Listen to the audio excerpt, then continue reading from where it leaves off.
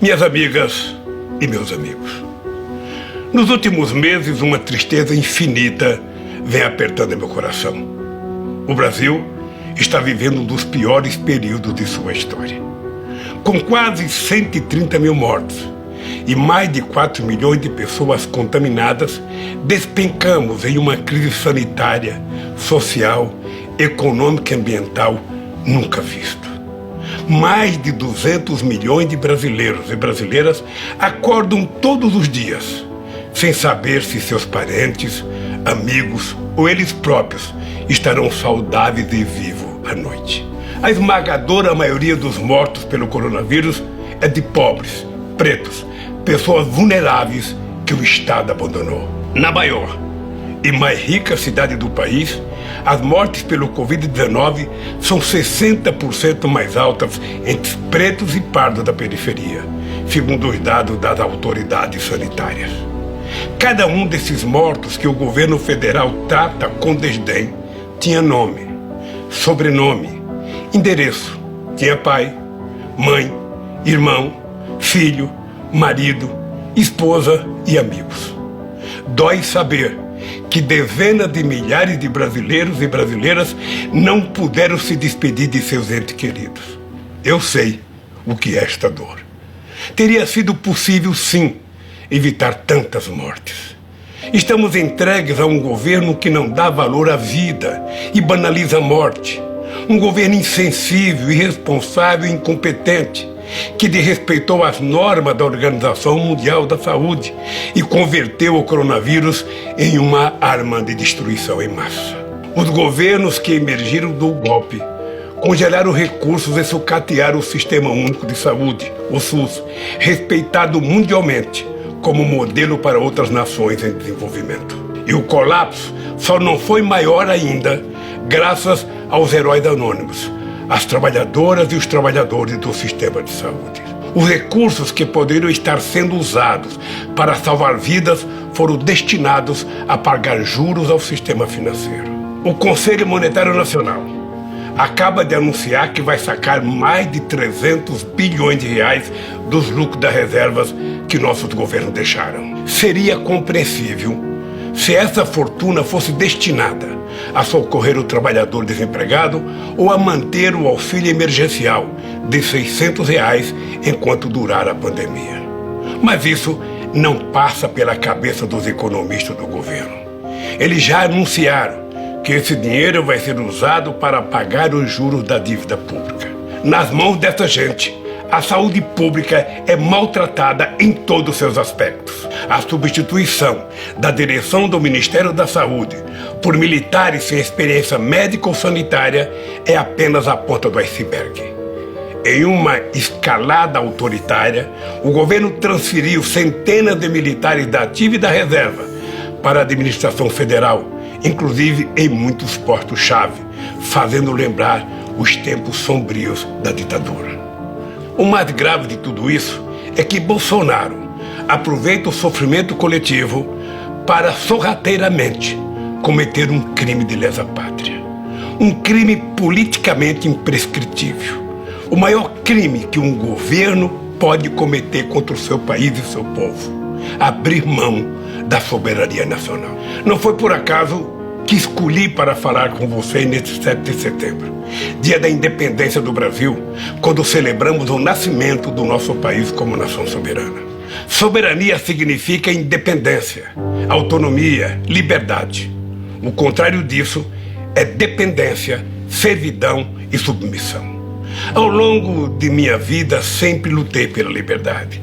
Liberdade de imprensa, liberdade de opinião, liberdade de manifestação e de organização, liberdade sindical e liberdade de iniciativa. É importante lembrar que não haverá liberdade se o próprio país não for livre. Renunciar à soberania é subordinar o bem-estar e a segurança do nosso povo aos interesses de outros países. A garantia da soberania nacional não se resume à importantíssima missão de resguardar nossas fronteiras terrestres e marítimas e nosso espaço aéreo. Supõe também defender nosso povo, nossas riquezas minerais, cuidar das nossas florestas, dos nossos rios, da nossa água. Na Amazônia, devemos estar presentes com cientistas, antropólogos e pesquisadores dedicados a estudar a fauna e a flora e a empregar esse conhecimento na farmacologia, na nutrição e em todos os campos da ciência, respeitando a cultura e a organização social dos povos indígenas. O governo atual subordina o Brasil aos Estados Unidos de forma humilhante e submete nossos soldados e nossos diplomatas a situações vexatórias e ainda ameaça envolver o nosso país em aventuras militares contra os nossos vizinhos, contrariando a própria Constituição para atender aos interesses econômicos e estratégicos militares norte-americanos. A submissão do Brasil aos interesses militares de Washington foi escancarada pelo próprio presidente ao nomear um oficial general das Forças Armadas Brasileiras para servir no Comando Militar Sul dos Estados Unidos, sob as ordens de um oficial americano. Em outro atentado à soberania nacional, o atual governo assinou com os Estados Unidos um acordo que coloca a base aeroespacial de Alcântara sob o controle de funcionários norte-americanos e que priva o Brasil de acesso à tecnologia mesmo de terceiros países.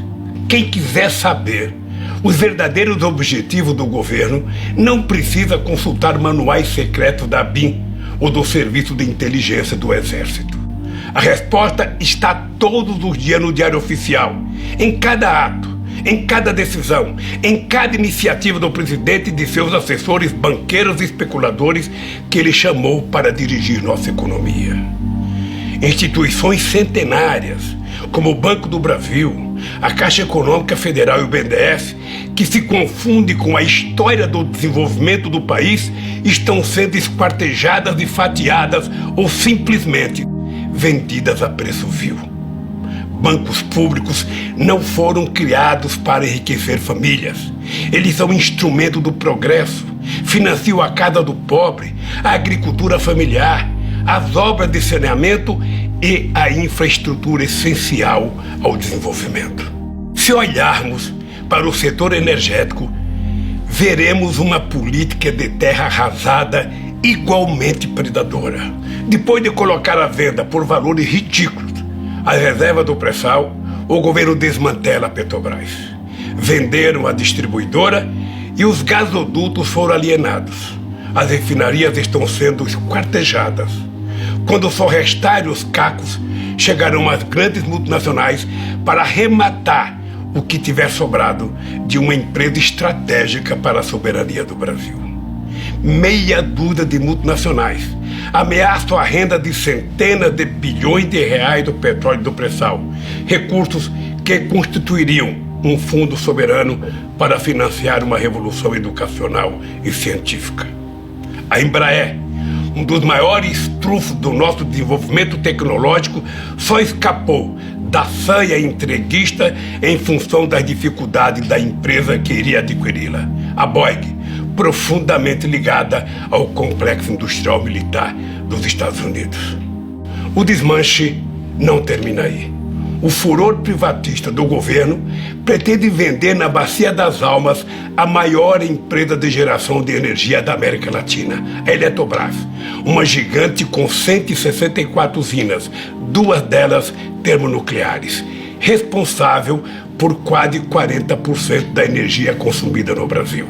A demolição das universidades, da educação e o desmonte das instituições de apoio à ciência e tecnologia, promovido pelo governo, são ameaça real e concreta à nossa soberania.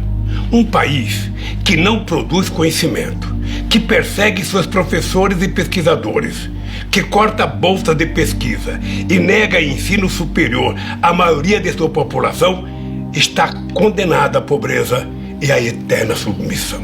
A obsessão destrutiva desse governo deixou a cultura nacional entregue a uma sucessão de aventureiros.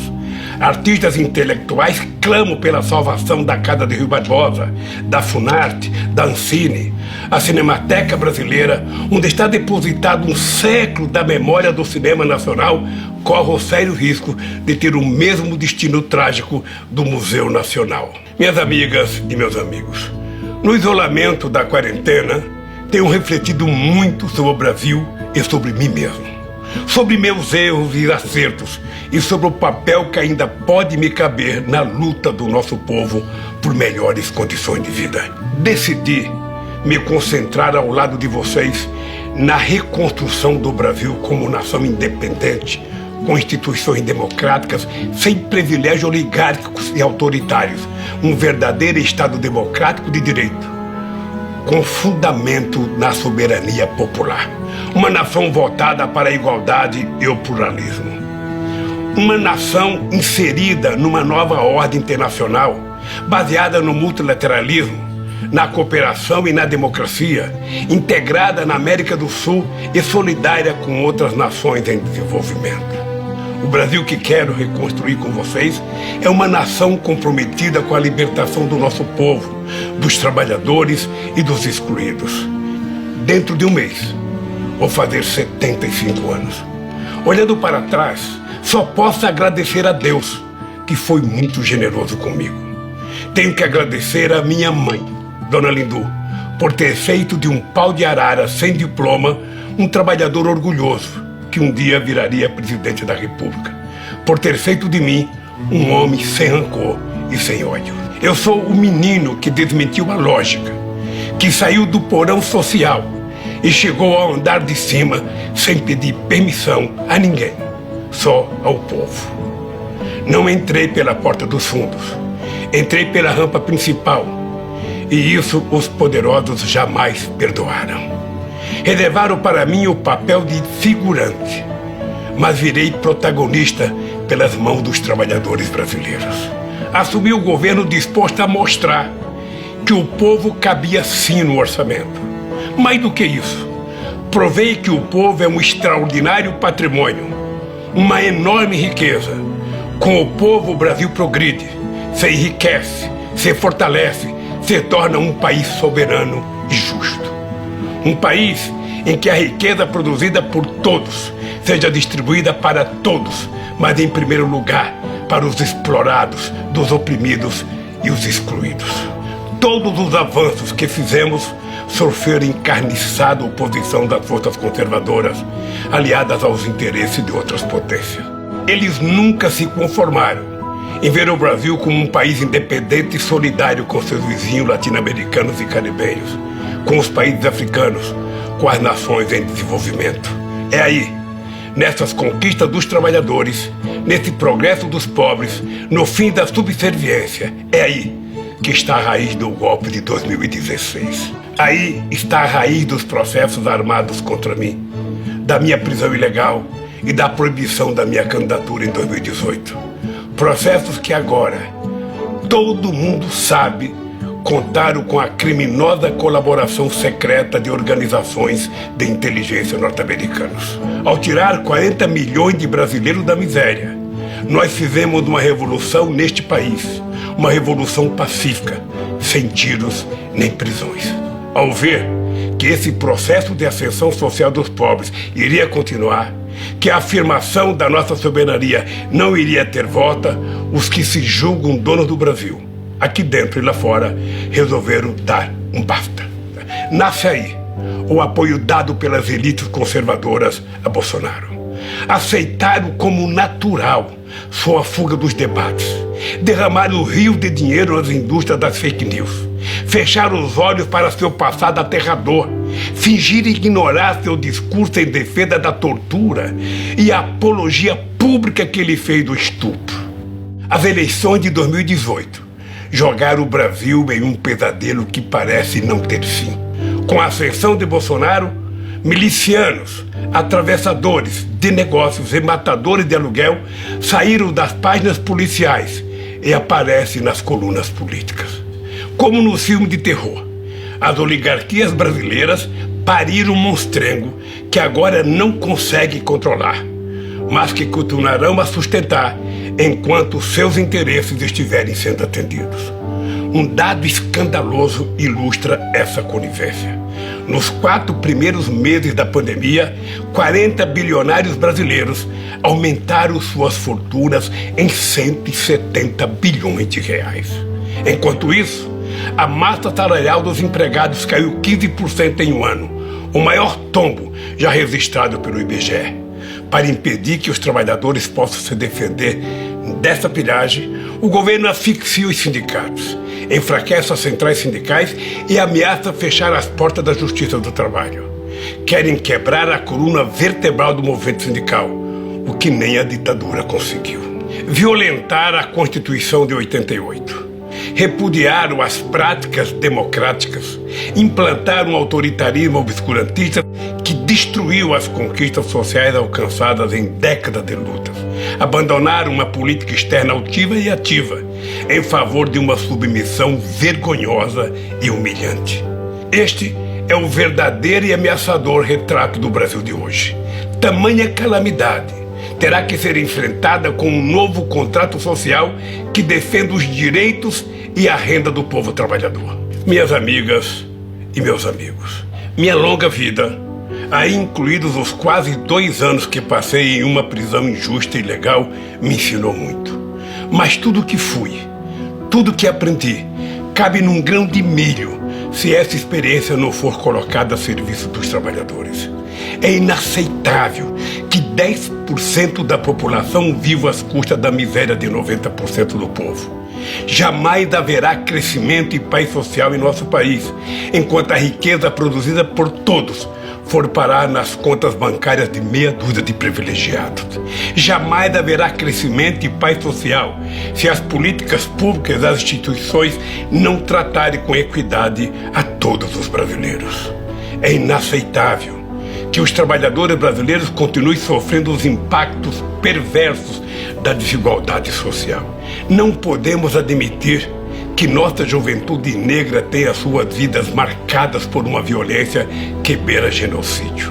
Desde que vi, naquele terrível vídeo, os 8 minutos e 43 segundos de agonia de George Floyd, não paro de me perguntar: quantos George Floyd nós tivemos no Brasil? Quantos brasileiros perderam a vida por não serem brancos? Vidas negras importam, sim, mas isso vale para o mundo. Vale para os Estados Unidos e vale também para o Brasil. É intolerável que nações indígenas tenham suas terras invadidas e saqueadas e suas culturas destruídas. O Brasil que queremos é o do Marechal Rondon e dos irmãos Vilas Boas, não o dos grileiros e dos devastadores de florestas. Temos um governo que quer matar as mais belas virtudes do nosso povo, como a generosidade, o amor, a paz e a tolerância. O povo não quer comprar revólveres, nem cartucho de carabina. O povo quer comprar comida. Temos que combater com firmeza a violência impune contra as mulheres. Não podemos aceitar que um ser humano seja estigmatizado por seu gênero. Repudiamos o escárnio público com os quilombolas. Condenamos o preconceito que trata como seres inferiores, pobres, que vivem nas periferias das grandes cidades. Até quando conviveremos com tanta discriminação, tanta intolerância e tanto ódio? Meus amigos e minhas amigas, para reconstruirmos o Brasil pós-pandemia, precisamos de um novo contrato social entre todos os brasileiros. Um contrato social que garanta a todos o direito de viver em paz e harmonia, em que todos tenham a mesma possibilidade de crescer, onde nossa economia esteja a serviço de todos e não de uma pequena minoria, no qual sejam respeitados nossos tesouros naturais, como a Amazônia, o Cerrado, o Pantanal, a Amazônia Azul e a Mata Atlântica. Alicerce desse contrato social tem que ser o símbolo e a base do regime democrático, o voto. É através do exercício do voto, livre de manipulações e fake news, que devem ser formados os governos e ser feitas as grandes escolhas e as opções fundamentais da sociedade.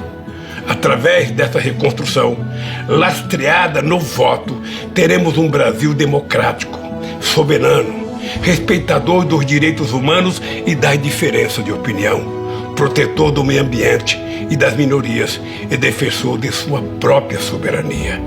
Um Brasil de todos para todos. Se estivermos unidos em torno disso, poderemos superar esse momento dramático. O essencial hoje é vencer a pandemia, defender a vida e a saúde do povo. É pôr fim a esse desgoverno e acabar com o teto de gastos que deixa o Estado brasileiro de joelhos diante do capital financeiro nacional e internacional. Nessa empreitada árdua, mas essencial, eu me coloco à disposição do povo brasileiro, especialmente dos trabalhadores e dos excluídos. Minhas amigas e meus amigos, queremos um Brasil em que haja trabalho para todos. Estamos falando de construir um estado de bem-estar social que promova a igualdade de direitos, em que a riqueza produzida pelo trabalho coletivo seja devolvida à população segundo a necessidade de cada um. Um Estado justo, igualitário e independente, que dê oportunidade para os trabalhadores, os mais pobres e os excluídos. Esse Brasil dos nossos sonhos pode estar mais próximo do que aparenta. Até os profetas de Wall Street e da City de Londres já decretaram que o capitalismo, tal como o mundo conhece, está com seus dias contados. Levaram séculos para descobrir uma verdade inquestionável que os pobres conhecem desde que nasceram. O que sustenta o capitalismo não é o capital, somos nós, os trabalhadores. É nessa hora que me vem à cabeça esta frase que li num livro de Victor Hugo, escrito há 1,5 séculos, e que todo trabalhador deveria levar no bolso, escrita em um pedacinho de papel para jamais esquecer. É do inferno dos pobres que é feito o paraíso dos ricos. Nenhuma solução, porém, terá sentido sem o povo trabalhador como protagonista. Assim como a maioria dos brasileiros não acredito e não aceito os chamados pactos pelo alto com as elites. Quem vive do próprio trabalho não quer pagar a conta dos acertos políticos feitos no andar de cima. Por isso, quero reafirmar algumas certezas pessoais. Não apoio, não aceito e não subscrevo qualquer solução que não tenha participação efetiva dos trabalhadores. Não contem comigo para qualquer acordo em que o povo seja mero coadjuvante. Mais do que nunca, estou convencido de que a luta pela igualdade social passa sim por um processo que obriga os ricos a pagar impostos proporcionais às suas rendas e às suas fortunas. E esse Brasil, minhas amigas e meus amigos, está ao alcance das nossas mãos. Posso afirmar isso olhando nos olhos de cada uma e de cada um de vocês. Nós provamos ao mundo que o sonho de um país justo e soberano pode sim se tornar realidade. Eu sei, vocês sabem, que podemos de novo fazer do Brasil o país dos nossos sonhos. E dizer do fundo do meu coração, estou aqui, vamos juntos reconstruir o Brasil. Ainda temos um longo caminho a percorrer juntos. Fiquem firmes, porque juntos nós somos fortes. Viveremos e venceremos.